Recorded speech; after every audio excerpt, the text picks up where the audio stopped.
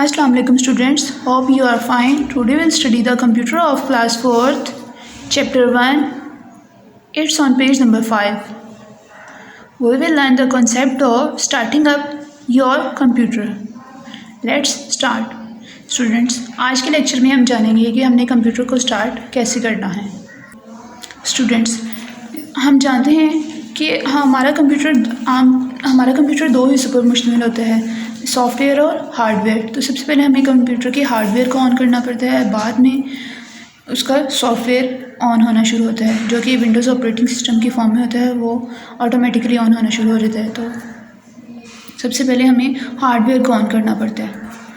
तो पढ़ते हैं.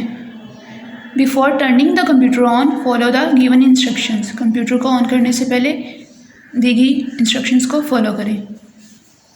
सबसे पहले हमने क्या करना है, attach the power cables of system unit and monitor.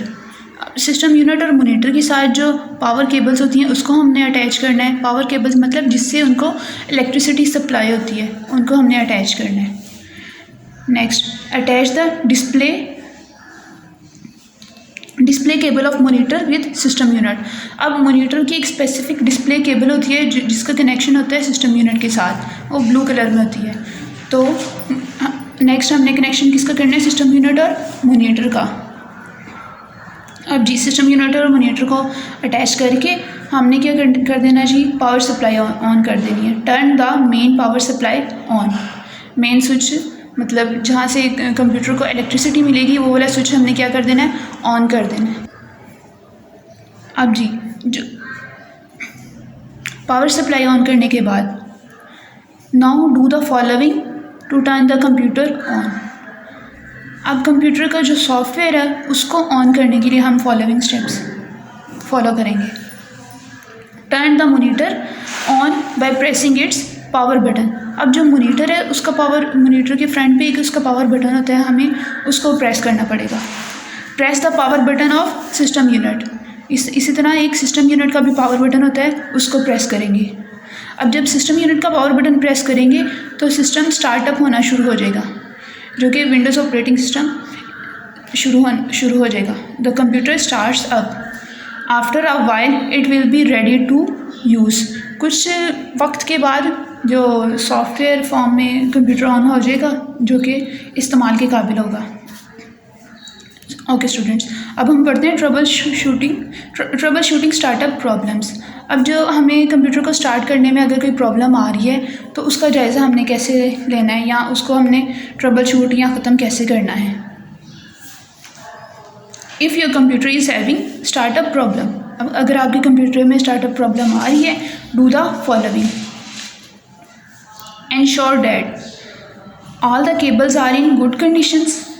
सबसे पहले ये चेक कर लें कि ये जो हमने पावर केबल्स लगाई हैं वो गुड कंडीशन में हैं, प्रॉपर हैं, और वो उनका कहीं से इंसुलेशन ख़राब तो नहीं हुआ. And they are properly attach to power supply. अब जो पावर केबल्स हैं वो पावर सप्लाई के साथ भी प्रॉपरली अटैच हैं, और सिस्टम यूनिट और मोनीटर के साथ भी प्रॉपरली अटैच होनी चाहिए. उनके अंदर सही तरह से प्लग इन होनी चाहिए.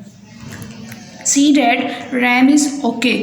अब जो रैम है, रैंडम एक्सेस मेमोरी है, वो सही होनी चाहिए. मदरबोर्ड के ऊपर ये अटैच होती है. तो अगर आपका रैम सही तरह काम नहीं करेगा तो आपका कंप्यूटर ऑन नहीं हो सकता, क्योंकि जो विंडोज़ ऑपरेटिंग सिस्टम है उसने काम करने के लिए रैम में आके मेमोरी में जगह लेके और वहाँ पर आके उसने ऑन होना होता है. तो इसलिए रैम प्रॉपर्ली अरेंज होना चाहिए. अगर रैम अरेंज नहीं होगा तो ऑपरेटिंग सिस्टम को लोड होने के लिए जगह नहीं मिलेगी, जिसकी वजह से वो लोड नहीं हो सकेगा और वो कंप्यूटर ऑन नहीं हो पाएगा. Ensure that system is receiving sufficient electric voltage. अब जो इलेक्ट्रिक वोल्टेज है वो सफिशेंट होना चाहिए, स्पेसिफिक रेंज में होना चाहिए. ना ये बहुत ज़्यादा होना चाहिए, ना बहुत कम होना चाहिए, जो कि मेन पावर से दिया जा रहा होता है. These steps usually solve the startup problem. अब इन स्टेप्स को फॉलो करने से या चेक करने से हम स्टार्टअप प्रॉब्लम्स को सॉल्व कर सकते हैं. Dear students, please subscribe our channel, press the bell icon, like, share and comment the videos. Thank you very much.